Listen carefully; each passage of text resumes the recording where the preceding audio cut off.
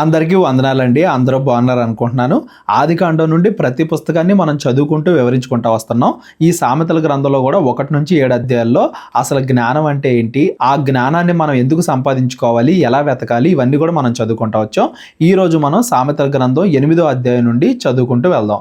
జ్ఞానము ఘోషించుచున్నది, వివేచన తన స్వరమును వినిపించుచున్నది. జ్ఞానం మాట్లాడుతుందంటే జ్ఞానం ఏదో మనిషిలాగా ఒక రూపం ఉంది, దానికి ఒక నోరు ఉంది అని కాదండి. జ్ఞానం మాట్లాడితే ఎలా ఉంటుంది అనే విషయాన్ని అలంకార రూపంగా ఇక్కడ చెబుతున్నారు అని దాని అర్థం. అంతకుముందు కూడా మనం కీర్తనల్లో ఇదిగో పగటికి పగలు బోధించున్నది, రాత్రికి రాత్రి జ్ఞానము చెప్పుచున్నది. పగలు మాట్లాడితే ఎలా ఉంటుంది, రాత్రి మనతో మాట్లాడితే ఎలా ఉంటుంది, వెలుగు అనేది మనతో మాట్లాడితే ఎలా ఉంటుంది. అలాగే హబక్కూకు గ్రంథంలో గోడల్లోని రాళ్ళు మొరపెట్టుచున్నవి, దూలములు వాటికి ప్రత్యుత్తరం ఇచ్చున్నవి అని మనం చదువుకుంటాం.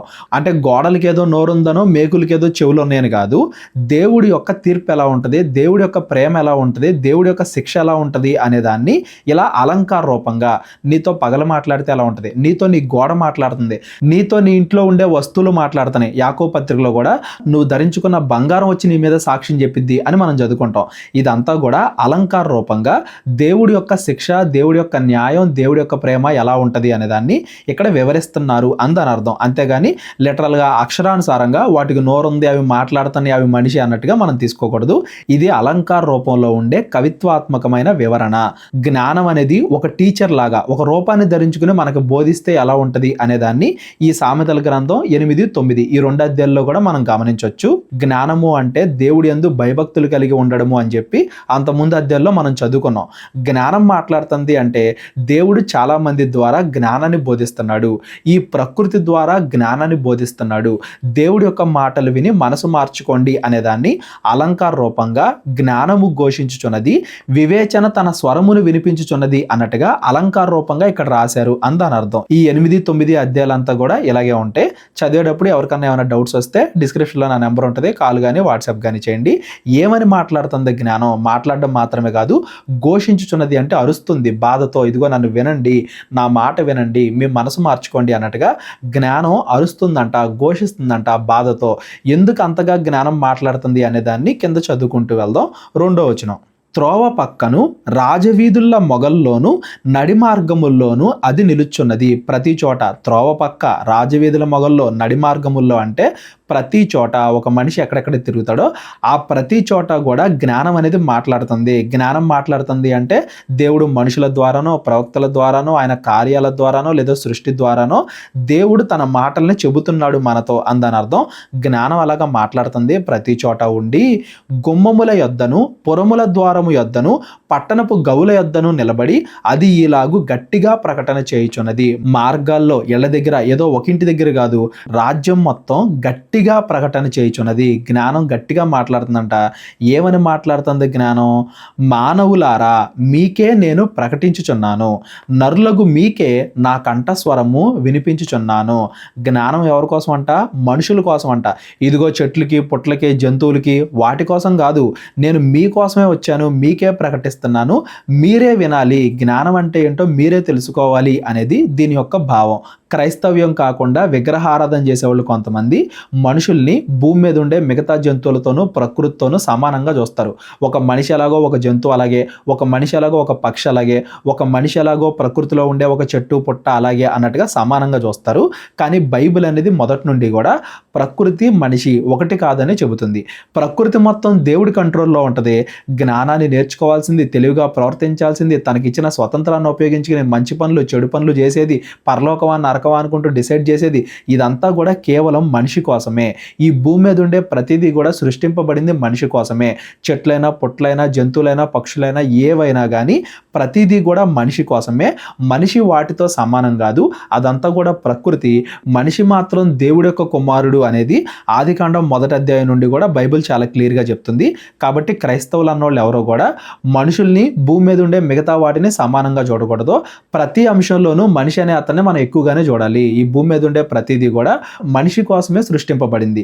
అదే మాటని ఇక్కడ చెబుతూ జ్ఞానం అనేది భూమి మీద ఉండే మిగతా వాటి కోసం కాదు, వాటన్నిటికీ జ్ఞానం ఉంది, అవన్నీ దేవుడు చెప్పినట్టుగా చేస్తున్నాయి. మనిషి కోసమే జ్ఞానం. ఓ మానవుడా, ఆదాము నుండి వచ్చిన సంతానమా, మనుషులారా మీరే వినండి. అందరూ కూడా ఏమని మాట్లాడుతుంది జ్ఞానం? జ్ఞానము లేనివారా జ్ఞానము ఎట్టిదైనది అని తెలుసుకొనుడి, బుద్ధిహీనులారా బుద్ధి ఎట్టి అయినది అని యోచించి చూడుడి. జ్ఞానము లేని వారికి బుద్ధిహీనులకి కొంచెం తేడా ఉంటది అని అంతకుముందు అధ్యాయాల్లో కూడా మనం మాట్లాడుకున్నాం.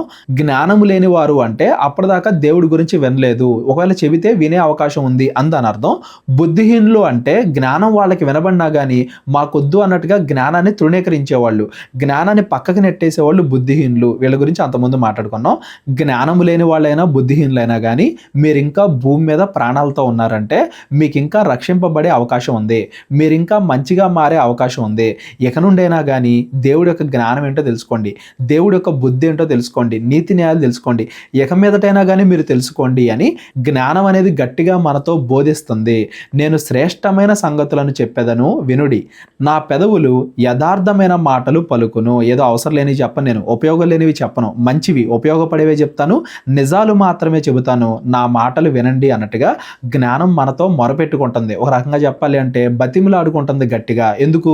ఒకవేళ మనం ఆ జ్ఞానాన్ని వినకపోతే మనం నరకానికి వెళ్ళిపోతామేమో అని దేవుడికి బాధ. కాబట్టి జ్ఞానం అంతగా మనతో మొరపెడుతుంది, అయ్యా నా మాట వినండి అన్నట్టుగా జ్ఞానం మనల్ని మొత్తుకుంటుంది.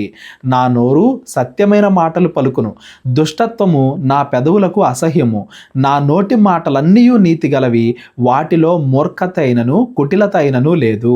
మూర్ఖత అంటే దేవుడు చెప్పిన దానికి వ్యతిరేకంగా ప్రవర్తించడం, కుటిలత అంటే అంతకుముందు మాట్లాడుకున్నాం కదా, వంకర టెంకర మార్గాలు, సరైన క్రమం ఉండదు, ఒక పద్ధతి ఉండదు, దేవుడు ఏం చెప్పాడు అనేది ఒక ఆలోచన ఉండదు, వంకర టెంకర మార్గాల్లో ప్రయాణించేవాళ్ళు అందని అర్థం. జ్ఞానం అనేది అలా బోధించదు, ఎప్పుడు కూడా నీతినే పలుకుద్ది, సత్యాన్నే పలికిద్ది, జ్ఞానం యథార్థంగా మాట్లాడిద్ది, అందులో ఏ చెడు ఉండదు. అవన్నీ వివేకికి తేటగాను తెలివినందిన వారికి యథార్థముగాను ఉన్నవి. అంతకుముందు జ్ఞానం చెప్పిన మాటలు విన్నవాళ్ళు ఉన్నారు కదా, వాళ్ళని ఒకసారి చూడండి. అంతకుముందు తెలివిని పొందుకున్న వాళ్ళు ఉన్నారు కదా, వాళ్ళని ఒకసారి చూడండి. జ్ఞానాన్ని పొందుకున్న వారు మంచిగా నడుస్తారు, నీతి న్యాయాలతో నడుస్తారు. వెండికి ఆశపడక నా ఉపదేశమును అంగీకరించుడి, మేలిమి బంగారును ఆశించక తెలివినొందుడి.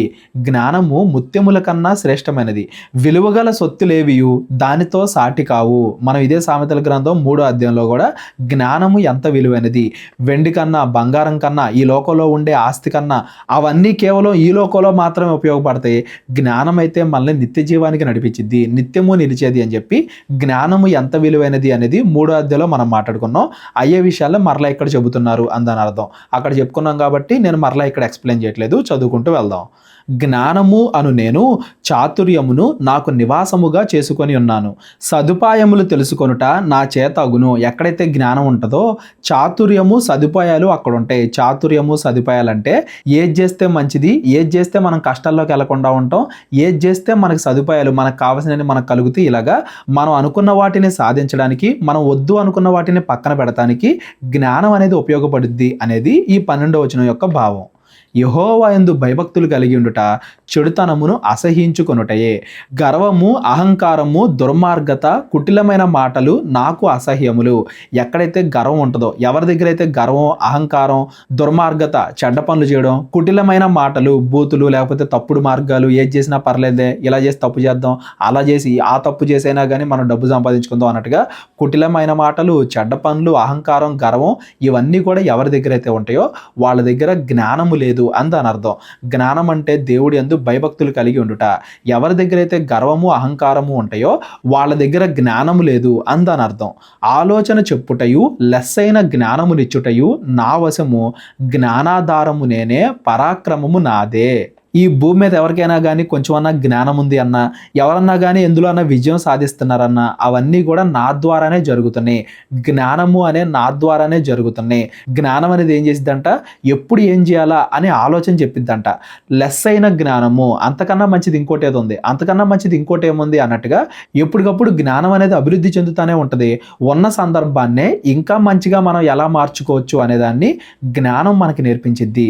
ఎవరికైనా కానీ ఈ లోకంలో బ్రతకడం సాధ్యం అవ్వట్లేదు, గర్వము, అహంకారంతో వాళ్ళు బతుకుతున్నారు, పాపానికి వాళ్ళు దగ్గరగా బ్రతుకుతున్నారు. ఇవన్నీ జరుగుతున్నాయి అంటే వాళ్ళ దగ్గర జ్ఞానము లేదు, దేవుడి యొక్క జ్ఞానం లేదు. ఇక నుండైనా కానీ వినండి, జ్ఞానం మొరపెడుతుంది, మీకు వినపడేలాగా జ్ఞానం అరుస్తుంది. ఇక నుండైనా కానీ జ్ఞానపు మాటలు మీరు వినండి అనేది దీని యొక్క భావం. నా వలన రాజులు ఏలుదురు, అధికారులు న్యాయమును బట్టి పాలన చేయుదురు. జ్ఞానం ఉన్న వాళ్ళు మాత్రమే అధికారులు మంచిగా పాలన చేయగలుగుతారు. ఒకవేళ వాళ్ళకి జ్ఞానం లేదనుకోండి, వాళ్ళ వల్ల ప్రజలు ఇబ్బంది పడతారు, వాళ్ళ అధికారాన్ని కోల్పోతారు. ఈ భూమి మీద మాత్రమే కాకుండా వాళ్ళు చేసిన చెడు కార్యాలను బట్టి వాళ్ళు నరకానికి కూడా వెళ్తారు. ఎవరన్నా మంచిగా ఏలాలన్నా, అధికారులు కావాలన్నా, మంచిగా పరిపాలించాలన్నా వాళ్ళకి జ్ఞానం అవసరం. నా వలన అధిపతులను, లోకములోని గనులైన న్యాయాధిపతులందరూ ప్రభుత్వము చేయుదురు. జ్ఞానం ద్వారానే వీళ్ళందరూ కూడా బతుకుతున్నారు. జ్ఞానమే వీళ్ళందరికీ కూడా సమయానుకూలంగా ఆలోచనలు ఇస్తుంది అనేది ఈ వచనాల యొక్క భావం. జ్ఞానం అనేది ఎంత ముఖ్యమైనది అనే దాన్ని ఈ వచనాల్లో అలంకార రూపంగా సొలొమోను గారు మనకి చెప్తున్నారు. నన్ను ప్రేమించు వారిని నేను ప్రేమించున్నాను, నన్ను జాగ్రత్తగా వెతుకువారు నన్ను కనుగొందురు. జ్ఞానాన్ని ప్రేమించండి. అమ్మాయిలైతే అబ్బాయిలు, అబ్బాయిలైతే అమ్మాయిలు, వాళ్ళనే ప్రేమిస్తాం అనుకుంటూ ఉంటారు కదా, వాళ్ళకన్నా ముందు మీరు జ్ఞానాన్ని ప్రేమించండి. అప్పుడు మీ వివాహ జీవితం ఎలా ఉండాలో, మీ కుటుంబ జీవితం ఎలా ఉండాలో, అది ఎలా ఉండాలో కూడా మీకు జ్ఞానమే బోధించిద్ది. ఎవరైనా కానీ మొట్టమొదటగా జ్ఞానాన్ని ప్రేమించండి. ఎవరైతే జ్ఞానాన్ని ప్రేమిస్తారో జ్ఞానం కూడా వాళ్ళని ప్రేమించిద్ది. అంటే జ్ఞానాన్ని వెతికే వాళ్ళకి ఖచ్చితంగా జ్ఞానం దొరికిద్ది. మూర్ఖులుగా ఉండక, నేను అనుకున్నదే కరెక్ట్, ఇలాగే జరగాలి అన్నట్టుగా బద్ధకస్తులుగా, మూర్ఖులుగా ఉండకుండా మీరు జ్ఞానాన్ని వెతకండి. జ్ఞానం మీకు దొరికిద్ది, మీరు ఇంకా జ్ఞానాన్ని పొందుకుంటారు అనేది దీని యొక్క భావం. ఐశ్వర్య ఘనతలను, స్థిరమైన కలిమియు, నీతియు నా యొద్ద ఉన్నవి. ఐశ్వర్య ఘనతలు, కష్టం లేకుండా, ఎవరి చేత కూడా నిందింపబడకుండా, ధనవంతులుగా మనకి ఏది కావాలంటే అది మన దగ్గర ఉండేలాగా, అలా ఐశ్వర్య ఘనతలతో మనం బ్రతకాలి అంటే జ్ఞానం మనకు కావాలి. అది కూడా ఏదో ఈ లోక జ్ఞానం అని కాదండి. ఈ లోకంలో కొంతమందికి డబ్బు ఉంటుంది, అది వెంటనే మరలా నశించిపోద్ది. అట్లా ఈ లోకం గురించి మాత్రమే కాదు, స్థిరమైన కలిమి అన్నారు చూడండి. స్థిరమైన కలిమి అంటే ఎప్పటికీ నశించిపోయేది కాదు. ఈ భూమి మీద మన జీవితం అయిపోయినా కానీ నిజమైన జ్ఞానంతో సంపాదించుకున్న ఆస్తి అనగా నీతి న్యాయాలు మనల్ని పరలోకానికి తీసుకెళ్తాయి. నిత్యమైన జీవితం, స్థిరమైన జీవితాన్ని మనం జీవిస్తాం. జ్ఞానం లేని వాడికి కొంతకాలం ఆనందం ఉన్నా కానీ అది తర్వాత నశించిపోయింది. కొంతకాలమే ఉండే ఈ లోక జ్ఞానం గురించి కాదు కానీ నిత్యము స్థిరముగా ఉండే దేవుని జ్ఞానం గురించి ఈ 18వ వచనం చెబుతుంది అనేది మనకు అర్థం కావాలి. అలా జ్ఞానం ఉన్నవాళ్ళు మంచిగా నడుచుకుంటారు, నీతి న్యాయాలు వాళ్ళ దగ్గర ఉంటాయి, స్థిరంగా ఉంటుంది వాళ్ళ యొక్క జీవితం. ఐశ్వర్య ఘనతలు, ఈ లోకంలో ఘనత, దేవుడి దృష్టిలో ఘనత, మనుషుల దృష్టిలో ఘనత, ప్రతిదీ కూడా వస్తాయి. మొదటగా మనం జ్ఞానాన్ని సంపాదించుకుంటే మన వెనకాల ఇవన్నీ కూడా వస్తాయి. జ్ఞానం వెనకాల ఇవన్నీ కూడా వస్తాయి అనేది దీని యొక్క భావం. మేలిమి బంగారు కంటెను, అపరంజి కంటెను నా వలన కలుగు ఫలము మంచిది. ప్రశస్తమైన వెండి కంటే నా వలన కలుగు వచ్చుబడి దొడ్డది. మేలిం బంగారం, అంతకంటే మేలిం బంగారమైన అపరంజి, బంగారం కంటే గొప్పది. ప్రశస్తమైన వెండి, గొప్ప వెండి కంటే గొప్పది జ్ఞానం. ఆ జ్ఞానం వల్ల వచ్చే వచ్చుబడి అనగానే ఈ భూమి మీద మనకు వచ్చే ఐశ్వర్యం, ఘనత, మనుషుల దయలో మనం వెతకడం, నీతి న్యాయాలు, దేవుడి ప్రకారంగా ఆ జ్ఞానాన్ని సంపాదించుకున్న వాళ్ళు ఈ భూమి మీద ఆశీర్వదింపబడతారు, పరలోకానికి కూడా వాళ్ళు వెళ్తారు. ఈ భూమి మీద బంగారాన్ని, వెండిని వెతికే వాళ్ళకంటే జ్ఞానం వెతికే వాళ్ళ ఫలం అనేది ఇంకా గొప్పగా ఉంటది. దొడ్డది అంటే అది ఇంకా గొప్పది. ధనం వెనకాల కాదు, జ్ఞానం వెనకాల పరిగెత్తండి. అప్పుడు మీరు జ్ఞానాన్ని పొందుకుంటారు. జ్ఞానాన్ని బట్టి ధనం కూడా మీ వెనకాల వస్తుంది. మీరు ధనం వెనకాలే పరిగెత్తి జ్ఞానాన్ని వదిలేస్తే ఆ ధనం కూడా ఒకనొక రోజున మిమ్మల్ని వదిలిపెట్టేసి వెళ్ళిపోద్ది. ధనం కంటే జ్ఞానం గొప్పది అనేది ఈ వచనాల యొక్క భావం. నీతి మార్గముల యందును, న్యాయ మార్గముల యందును నేను నడుచుచున్నాను. నన్ను ప్రేమించు వారిని ఆస్తికరులుగా చేయుదును, వారి నిధులను నింపుదును. మనం దేవుడి రాజ్యాన్ని, నీతిని వెతికితే మనకు కావాల్సినన్ని కూడా దేవుడు మనకి ఇస్తాడని మనం చదువుకున్నాం కదా. మొదటగా దేవుడి రాజ్యాన్ని, నీతిని, న్యాయాన్ని, వీటిని వెతకండి, జ్ఞానాన్ని వెతకండి. మీకు ఏం కావాలో, ఆస్తి కావాలంటే ఆస్తి, ఘనత కావాలంటే ఘనత, ఏదైనా కానీ గొప్ప నిధులతో దేవుడు మనల్ని నింపుతాడు. మొట్టమొదటిగా మనం దేవుడి జ్ఞానాన్ని వెతకాలి అనేది దీని వెనకాల ఉన్న భావం. మరి జ్ఞానాన్ని వెతికిన వాళ్ళకి కష్టాలు రావా అంటే కొంతకాలం వచ్చినట్టుగా మనకు అనిపించిద్ది, కానీ వాళ్ళకి కష్టాలు రావు. వాళ్ళు నిత్యమైన, శాశ్వతమైన పరలోకాన్ని పొందుకుంటారు అనేది దాని అర్థం. జ్ఞానం లేని వాళ్ళు ఒక్కోసారి ఈ లోకంలో మనకి ధనవంతులుగా, గొప్పవాళ్ళ కనబడినా కానీ వాళ్ళు ఒకనొక రోజున అంతమైపోతారు. అదంతా కూడా క్షణికాలమే ఉండేది, కొంతకాలం మాత్రమే ఉండేది. ఏదో ఒక రోజున వాళ్ళందరూ కూడా నశిస్తారు. నిజమైన జ్ఞానాన్ని పొందుకున్న వాళ్ళు మాత్రమే, లోక జ్ఞానం కాదు, దేవుడి జ్ఞానాన్ని పొందుకున్న వాళ్ళు మాత్రమే స్థిరంగా ఎప్పుడు కూడా ఆనందంగా ఉంటారు అనేది దీని యొక్క భావం. పూర్వకాలమందు తన సృష్టి ఆరంభమున తన కార్యముల్లో ప్రధానమైన దానిగా యెహోవా నన్ను కలగజేసెను. అనాది కాలం మొదలుకొని మొదటి నుండి భూమి ఉత్పత్తి అయిన కాలమునకు పూర్వము నేను నియమింపబడితిని. జ్ఞానం అనేది ఎప్పుడు నుండి ఉందంట? అసలు భూమి పుట్టక ముందు నుండి, ఈ భూమి కాలాలు ఇవన్నీ లేకముందు నుండే జ్ఞానం ఉంది. దేవుడు మొదటగా జ్ఞానాన్ని సృష్టించాడు. జల ప్రవాహములు లేనప్పుడు, నీళ్లతో నిండిన ఓటలు లేనప్పుడు నేను పుట్టితిని. పర్వతములు స్థాపింపబడక మునుపు, కొండలు పుట్టక మునుపు, భూమిని దాని మైదానములను ఆయన చేయక మునుపు, నేల మట్టిని రవంతయు సృష్టింపక మునుపు నేను పుట్టితిని. ఈ వచనాలన్నిటి యొక్క భావం ఏంటంటే, అసలు ఈ భూమి మీద ఉండే జంతువులు, పక్షులు, సముద్రాలు, ఈ విశ్వం, సూర్యచంద్రులు, నక్షత్రాలు అసలు ఏవి సృష్టింపక మునుపు ఈ ప్రకృతి కన్నా ముందే జ్ఞానం ఉంది అని దాని అర్థం. జ్ఞానం అంటే ఒక మనిషిని కాదండి. జ్ఞానం అంటే దేవుడి యొక్క జ్ఞానం, దేవుడి యొక్క లక్షణాల్లో ఒకటి. దేవుడికి జ్ఞానం ఉంది కాబట్టి ఆ జ్ఞానంతో ఈ విశ్వాన్ని, ఈ ప్రకృతిని, ఈ భూమి మీద ఉండే ప్రతిదాన్ని కూడా దేవుడు తన జ్ఞానం ద్వారానే చేశాడు. ఆ జ్ఞానం అనేది ముందు నుంచే ఉంది అని దీని ఒక భావం.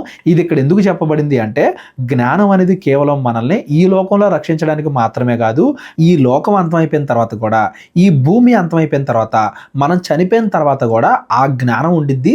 ఆ జ్ఞానమే మనల్ని రక్షించిద్ది అన్నట్టుగా జ్ఞానం యొక్క విలువని, జ్ఞానం యొక్క గొప్పతనాన్ని ఈ వచనాల్లో అలంకార రూపంగా చెబుతున్నారు. జ్ఞానం అంటే కేవలం ఈ భూమి మీద ఆస్తి సంపాదించుకోవడానికో, ఈ భూమి మీద పరువు ప్రతిష్టలు సంపాదించుకోవడానికో, ఘనత సంపాదించుకోవడానికో, ఈ భూమి మీద కోసమే మీరు ఆలోచించకండి. జ్ఞానం అనేది ఈ భూమి పుట్టక ముందు ఉంది, తర్వాత కూడా ఉంటుంది. మనం ఆ నిజమైన జ్ఞానాన్ని తెలుసుకుంటేనే మనం కూడా నిత్య జీవాన్ని పొందుకుంటాం. జ్ఞానం అంటే ఏంటి? మరలా దేవుని యొక్క మాటలు, ఆ దేవుడి యొక్క మాటలు, దేవుడి యొక్క మనసు, దేవుడి యొక్క ఉద్దేశాలు అవన్నీ కూడా తెలుసుకోండి. అప్పుడు మీరు నిత్యము జీవిస్తారు. కేవలం ఈ భూమి మీద వరకు మాత్రమే కాదు, నిత్యము జీవిస్తారు అనేది దీని యొక్క భావం. చాలా మంది ఇక్కడ ఏం చేస్తారంటే, ఈ జ్ఞానాన్ని డైరెక్ట్గా యేసుక్రీస్తు వారితోనే పోలుస్తూ, ఇక్కడ జ్ఞానము పుట్టింది అని ఉంది కదా, సృష్టింపబడింది అని ఉంది కదా, యేసుక్రీస్తు వారు కూడా సృష్టింపబడ్డారు, యేసుక్రీస్తు వారు కూడా పుట్టారు, మొట్టమొదటిగా తండ్రి అయిన దేవుడు యేసుక్రీస్తుని చేశారు అన్నట్టుగా యేసుక్రీస్తు వారిని ఏదో పుట్టిన వ్యక్తిగా చెప్తా ఉంటారండి. యేసుక్రీస్తు వారు పుట్టిన వ్యక్తి కాదు, ఆయన ఆది అంతము లేని వ్యక్తి. దేవుడు ఎలాగైతే ఉన్నవాడు, ఆయనకు ఆది అంతము లేదో, యేసుక్రీస్తు వారు కూడా ఉన్నవాడు, ఆయనకు ఆది అంతము లేదు. ఆత్మకి ఆది అంతము అనేది ఉండదు. ఇక్కడ జ్ఞానం కూడా పుట్టింది, సృష్టింపబడింది అంటే వీటిని అక్షరానుసారంగా తీసుకోమని కాదు, అసలు ఈ భూమి పుట్టక ముందు నుండే జ్ఞానం ఉంది అనేదాన్ని అలంకార రూపంగా ఇక్కడ చెబుతున్నారు. దేవుడు ఎప్పటి నుండి అయితే ఉన్నాడో ఆయనకి జ్ఞానం కూడా అప్పటి నుండే ఉంది. దేవుడికి ఆది అంతము లేదంటే దేవుడి యొక్క జ్ఞానానికి కూడా ఆది అంతము లేదు. ఇక్కడ జ్ఞానం పుట్టింది, జ్ఞానం సృష్టింపబడింది అంటే అసలు ఈ భూమి కన్నా ముందు నుండే జ్ఞానం ఉంది, తర్వాత కూడా ఉంటది అనేదాన్ని అలంకార రూపంగా చెబుతున్నారే కానీ మనం అక్షరానుసారంగా పుట్టారు, సృష్టింపబడ్డారు, యేసుక్రీస్తు వారికి ఆది ఉంది, ఆయన్ని దేవునితో పోల్చకూడదు అన్నట్టుగా మనం చెప్పకూడదు. యేసుక్రీస్తు వారు ఆది అంతము లేనివాడు, ఆయన పుట్టిన వ్యక్తి కాదు, మొదటి నుండి కూడా ఉన్న వ్యక్తే అనేది ఈ పదాల నుండి మనం గమనించాలి. యేసుక్రీస్తు వారు దేవుడి యొక్క మాటకి పరిపూర్ణత, యేసుక్రీస్తు వారు దేవుడి యొక్క జ్ఞానానికి పరిపూర్ణత. దేవుడి యొక్క వాక్యము శరీరధారిగా భూమి మీదకి వచ్చింది అని యోహాను సువార్తలో చదువుకుంటాం. క్రీస్తు దేవుడి యొక్క జ్ఞానము, దేవుడి యొక్క శక్తి అని చెప్పేసి కొరింథీయులకు రాసిన పత్రికలో చదువుకుంటాం. యేసుక్రీస్తు వారు దేవుడి యొక్క జ్ఞానానికి, దేవుడి యొక్క మాట, దేవుడి యొక్క వాక్యం, ఆయన లక్షణాలకి ఒక సంపూర్ణ శరీర రూపం దాల్చిన వ్యక్తి అని మనం చెప్పొచ్చే కానీ యేసుక్రీస్తు వారికి పుట్టుక ఉంది అనేదాన్ని ఈ వచనాన్ని ఆధారం చేసుకుని మనం చెప్పకూడదు. ఇది అలంకార రూపకమైన వివరణ. ఈ భూమి కన్నా ముందు నుండే జ్ఞానం ఉంది అనేదానికి ఇది అలంకార రూపకమైన వివరణే కానీ మనకలాగా తల్లి గర్భంలో ఉంటాం, 9 నెలలు ఉంటాం, తర్వాత పుడతాం, కొద్దిగా ఎదుగుతాం, ఇవన్నీ కూడా ఆత్మకి వర్తించవు. అక్షరానుసారంగా తీసుకొని ఈ వాక్యాన్ని యేసుక్రీస్తు వారికి మనం అప్లై చేయకూడదు అనేది గుర్తుపెట్టుకోండి. ఇప్పటిదాకా చెప్పిన దాంట్లో ఎవరికైనా ఏదైనా డౌట్ ఉంటే డిస్క్రిప్షన్లో నా నెంబర్ ఉంటుంది, కాల్ కానీ వాట్సాప్ కానీ చేయండి. ఇక్కడ చెప్పబడుతున్న భావం ఏంటంటే, జ్ఞానం అనేది ఎంత గొప్పదో తెలుసుకోండి, దాని మాట వినండి. ఈ లోకంలో మీరు మంచిగా బతకాలన్నా, ఈ లోకం తర్వాత పరలోకం అనే నిత్య జీవాన్ని మీరు పొందుకోవాలన్నా ఆ జ్ఞానాన్ని మీరు ఖచ్చితంగా పొందుకోవాలి అనేది దీని యొక్క భావం. ఆయన ఆకాశ విశాలమును స్థిరపరిచినప్పుడు, మహాజలముల మీద మండలమును నిర్ణయించినప్పుడు నేను అక్కడ ఉంటిని. ఆయన పైన ఆకాశమును స్థిరపరిచినప్పుడు, జలధారలను ఆయన బిగించినప్పుడు, జలములు ఆయన సరిహద్దులు మేరకుండునట్లును, ఆయన సముద్రమునకు పొలిమేరను ఏర్పరిచినప్పుడు, భూమి యొక్క పునాదులను నిర్ణయించినప్పుడు, నేను ఆయన యొద్ద ప్రధాన శిల్పినై అనుదినము సంతోషించుచు నిత్యము ఆయన సన్నిధిని ఆనందించుచు నుంటిని. ఆయన కలుగ కలుగజేసిన పరలోకమును బట్టి సంతోషించుచు నరులను చూచి ఆనందించుచు ఉంటిని. ఇదంతా కూడా జ్ఞానం అనేది ముందు నుంచే ఉంది. ఒకసారి ఈ ప్రకృతిని చూసి దేవుడి యొక్క జ్ఞానం ఎంత గొప్పదో మీరు ఆలోచించండి. దేవుడు అసలు ఆకాశ విశాలాన్ని ఎలా పెట్టాడు? శూన్యంలో ప్రతిదీ కూడా ఎలా అలాడుతుంది? ఒక క్రమ పద్ధతిలో నక్షత్రాలు, ఉపగ్రహాలు, గ్రహాలు ఇవన్నీ కూడా ఎలా తిరుగుతున్నాయి? ఆకాశ విశాలాన్ని దేవుడు ఎలా స్థిరపరిచాడో చూడండి. మహాజలముల మీద ఆయన ఇంత పెద్ద సృష్టిని ఎలా చేశాడో చూడండి. పైన ఆకాశమును, కింద భూమిని, వాటికి మళ్ళా సరిహద్దులు సముద్రం చూడండి, అక్కడ దాకా వచ్చి ఇసుక దగ్గర నుండి మళ్ళీ వెనక్కి వెళ్ళిపోద్ది. కొంత ఇసుకతో అంత పెద్ద మహాసముద్రాన్ని దేవుడు ఆపుతున్నాడు కదా.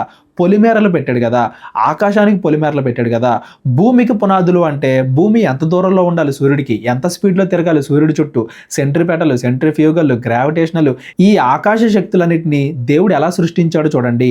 ఆయన పరలోకాన్ని సృష్టించాడు, ఈ భూలోకాన్ని సృష్టించాడు, భూమి మీద ఉండే మనుషుల్ని సృష్టించాడు. ఇవన్నీ కూడా దేవుడు తనకి జ్ఞానం ఉంది కాబట్టే చెప్పాడు. ఆ జ్ఞానమే మనతో వచ్చి మాట్లాడుతుంది. ఆ జ్ఞానాన్ని చిన్నదిగా చూడకండి. దేవుడి యొక్క జ్ఞానం, దేవుడి యొక్క మాటలు, దేవుడు అంటే భయభక్తులు, దీన్ని అంత చిన్నదిగా తీసి పక్కన పడేయకండి.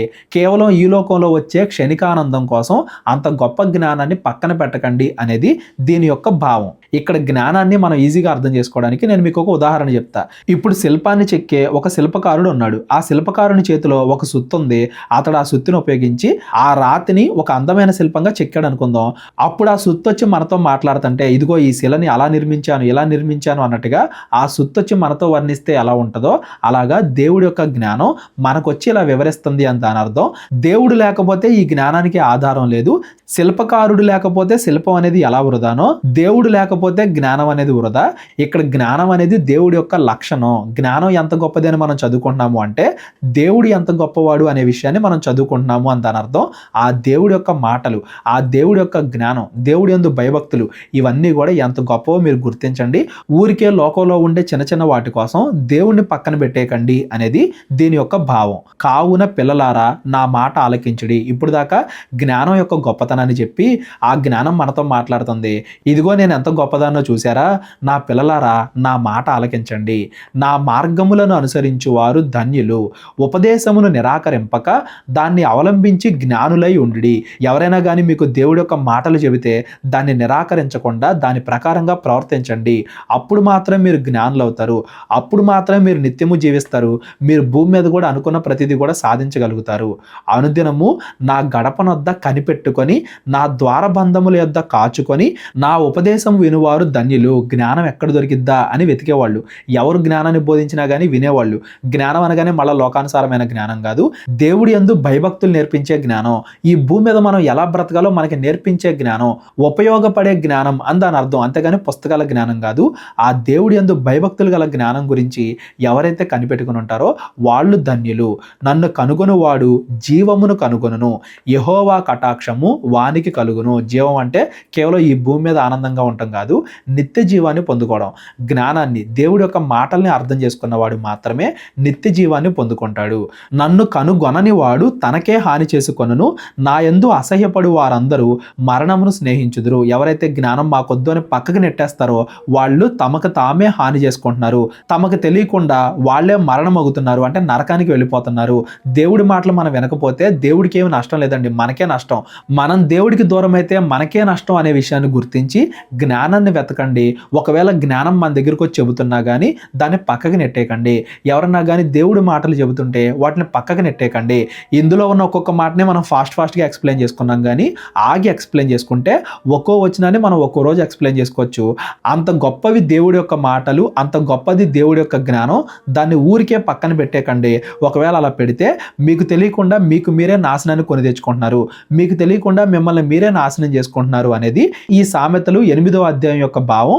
సామెతల గ్రంథం 9వ అధ్యాయాన్ని కూడా ఈరోజు మనం చదువుకుందాం. 10వ అధ్యాయం నుండి మనం రేపొద్దున చదువుకుంటూ వెళ్దాం. ఈ 9వ అధ్యాయంలో జ్ఞానంతో పాటు మనతో బుద్ధిహీనత కూడా మాట్లాడుతుంది. జ్ఞానానికి బుద్ధిహీనతకి తేడా ఏంటి, మనం ఎవరి మాటలు నమ్మాలి, ఇవి కూడా ఈ 9వ అధ్యాయంలో చదువుకుంటూ వెళ్దాం. మొదటగా జ్ఞానం మాట్లాడుతుంది. జ్ఞానము నివాసము కట్టుకొని దానికి 7 స్తంభములు చెక్కుకొనినది. నివాసము కట్టుకొని అంటే బద్ధకం లేకుండా కష్టపడి పనిచేసి ఫ్యూచర్లో నేను ఎలా మంచిగా ఉండాలి, ఎక్కడ ఉండాలి అనే దానికి ముందు నుండి కూడా ఒక ప్రణాళిక వేసుకుంటాడు జ్ఞానం ఉన్నవాడు అని దాని అర్థం. 7 స్తంభములు అంటే బైబిల్లో 7 అనే దానికి పరిపూర్ణత, సంపూర్ణత అనే ఒక అర్థం ఉంది కదా. సంపూర్ణంగా స్తంభాలు కట్టుకుంటాడు అంటే ఇంకా ఇల్లు ఎప్పటికీ కూలిపోకుండా తను చేయగలిగిందంతా కూడా చేస్తాడు. ఫ్యూచర్లో నేను మంచిగా ఉండాలంటే, ఏదైనా భూకంపం వచ్చినా, ఏదైనా సమస్య వచ్చినా, నేను ఫ్యూచర్లో మంచిగా ఉండాలంటే నా ఇల్లు ఎలా కట్టుకోవాలి, ఎంత బలంగా కట్టుకోవాలి, బద్ధకంగా ఉండకుండా ఫ్యూచర్లో ఉండేదానికి ముందుగానే సిద్ధపడాలి అనేదాన్ని జ్ఞానం మనకి బోధించిద్దంట. ఇంకా ఏం చెప్తుంది జ్ఞానము?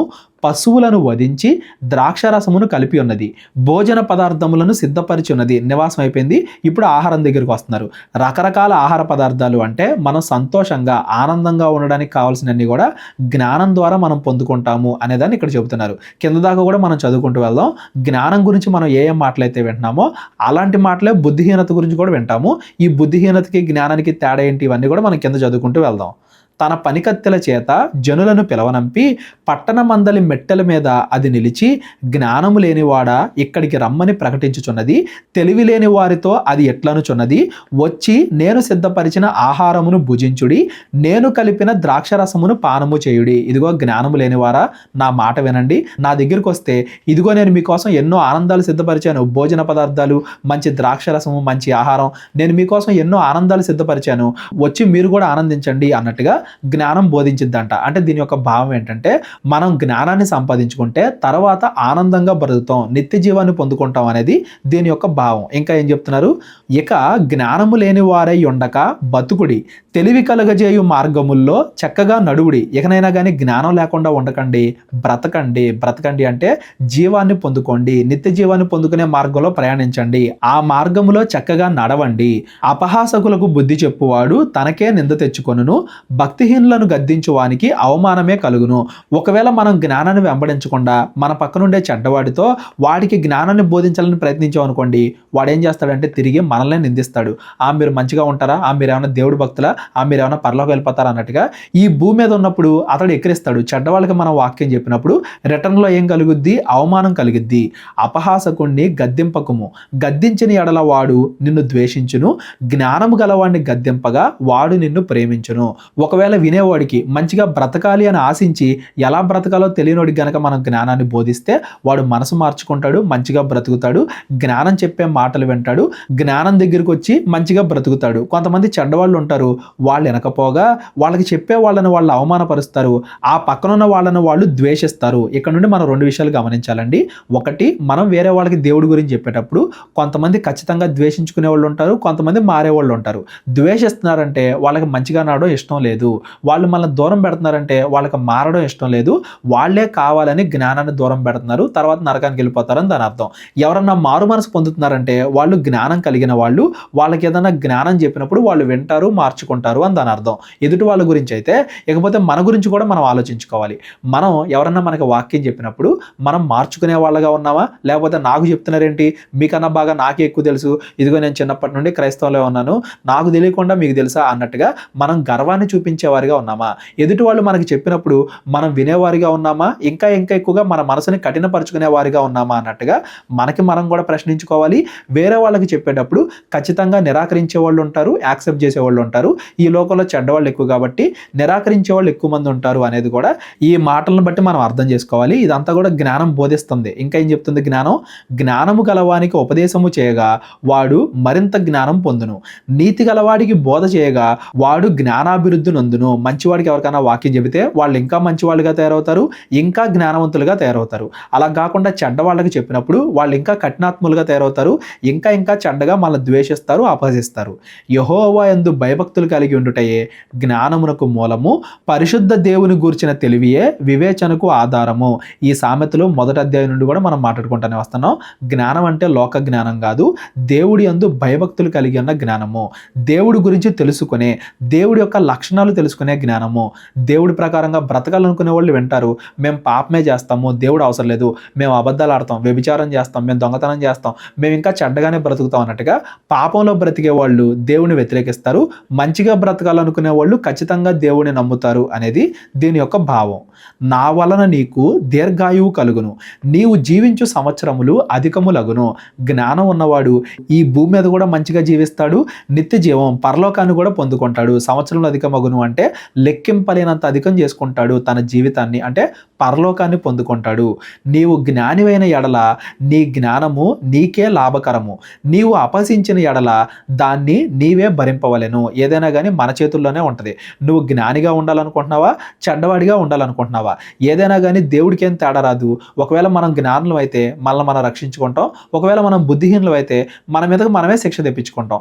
ఏదైనా కానీ మనం చేసేదాన్ని బట్టే ఉంటుంది. మనం జ్ఞానం చెబుతున్నప్పుడు వింటున్నామా లేదా అని మన మీద, మన స్వతంత్రం మీదే ఆధారపడి ఉంటుంది. కానీ దేవుడు బలవంతంగా మనం పరలోకానికో నరకానికో పంపించడు. మనకి దేవుడు అవకాశం ఇచ్చాడు, చాయిస్ ఇచ్చాడు. ఏదైనా కానీ మన ఇష్టమే. బుద్ధిహీనత అన్నది బొబ్బలు పెట్టునది, అది కాముకురాలు, దానికి ఏమీ తెలివిలేదు. ఈ 12 వచనాలు కూడా జ్ఞానం గురించి మాట్లాడుకున్నాం. ఈ 13వ వచనం నుండి బుద్ధిహీనత మాట్లాడుతుంది అనమాట. ఇప్పటిదాకా జ్ఞానం మాట్లాడితే ఎలా ఉంటుందని మనం చదువుకున్నాం కదా. ఈ 13వ వచనం నుండి బుద్ధిహీనత మాట్లాడితే ఎలా ఉంటుంది అనేది మనం చదువుకుంటాం. జ్ఞానానికి బుద్ధిహీనతకి తేడాను కూడా మనం గమనించాలండి. ఈ సామెతలు 8వ అధ్యాయం 1వ వచనంలో జ్ఞానము ఘోషించుచున్నది అని మనం చదువుకుంటున్నాం కదా. కేవలం జ్ఞానం మాత్రమే కాదంట, బుద్ధిహీనత కూడా అరిసిద్దంట. బొబ్బలు పెట్టినది అంటే బుద్ధిహీనత కూడా అందరికీ చెప్పిద్ది. కాకపోతే బుద్ధిహీనత దేని గురించి చెప్పిద్ది? కామం గురించి చెప్పిద్ది. దానికి అసలు తెలివే లేదు. కామం గురించి అంటే ఈ లోకంలో ఎలా బ్రతకాలి అనే దాని గురించి మాత్రమే బుద్ధిహీనత చెప్పిద్ది. నిత్య జీవానికి ఎలా వెళ్ళాలి అనేది జ్ఞానం చెప్పిద్ది.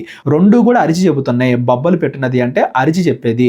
ఒక పక్కన జ్ఞానం బోధిస్తుంది, ఒక పక్కన బుద్ధిహీనత బోధిస్తుంది. మీరు దేని మాట వినాలనుకుంటున్నారు? జ్ఞానమేమో నిత్య జీవానికి నడిపించిద్ది, బుద్ధిహీనత ఏమో కేవలం కామం గురించి చెప్పిద్ది. మీరు దేని మాట వినాలనుకుంటున్నారు?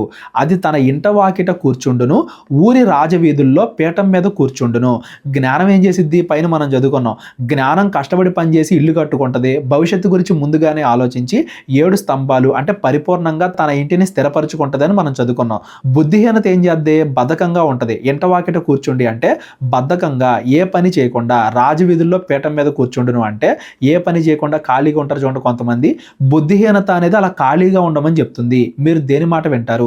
కష్టపడి పని చేయాలని చెప్పే జ్ఞానం మాట వింటారా? బుద్ధిహీనంగా ఖాళీగా కూర్చోండి అని బుద్ధిహీనత చెప్పే మాటలు వింటారా? నిత్య జీవం గురించిన మాటలు వింటారా? కామం చెప్పే మాటలు వింటారా? ఆ దారిని పోవు వారిని చూచి, తమ త్రోవను చక్కగా వెళ్ళు వారిని చూచి, జ్ఞానము లేనివాడా ఇక్కడికి రమ్మని వారిని పిలుచును.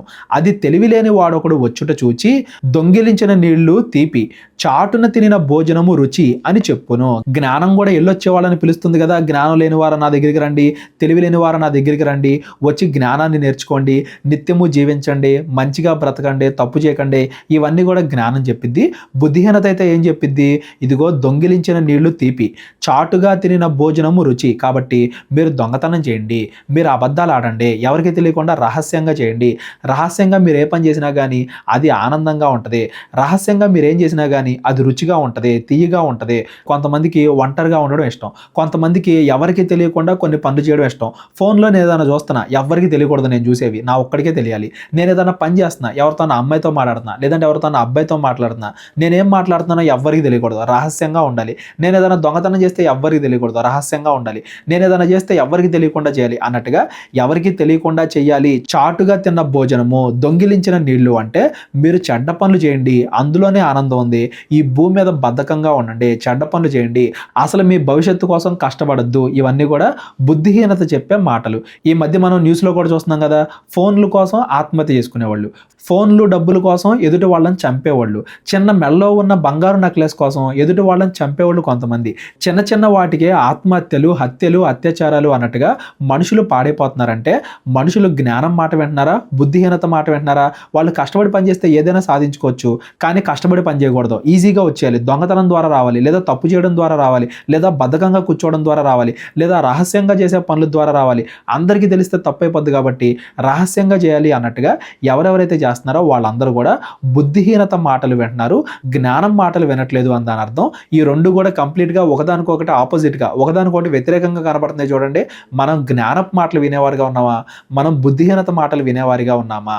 అయితే అచట ప్రేతలున్నారు అనియు, దాని ఇంటికి వెళ్ళువారు పాతాళ కోపములో ఉన్నారు అనియు వారికి ఎంత మాత్రమూ తెలియలేదు. సొలొమోను చెప్పిన సామెతలో. ఇదిగో ఎవరైతే ఆ బుద్ధిహీనత మాటలు వింటున్నారో, బుద్ధిహీనత కూడా మాట్లాడుతుంది, జ్ఞానం కూడా మాట్లాడుతుంది.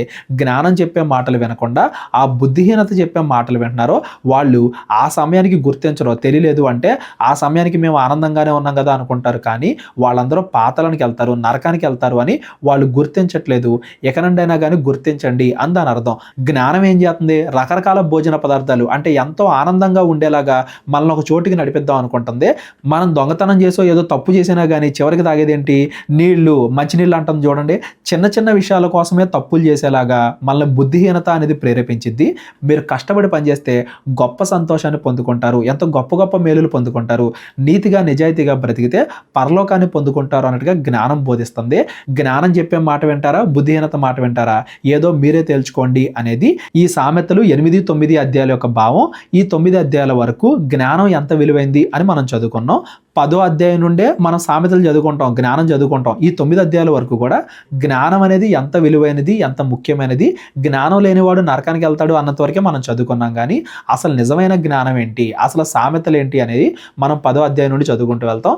ఈ 10వ అధ్యాయం నుండి 1 లైన్ సామెతలు, 2 లైన్లు, 3 లైన్లు, 4 లైన్లు, అతి చిన్న చిన్న సామెతలు మనకు కనపడతాయి. చాలా సామెతలు కనపడతాయి.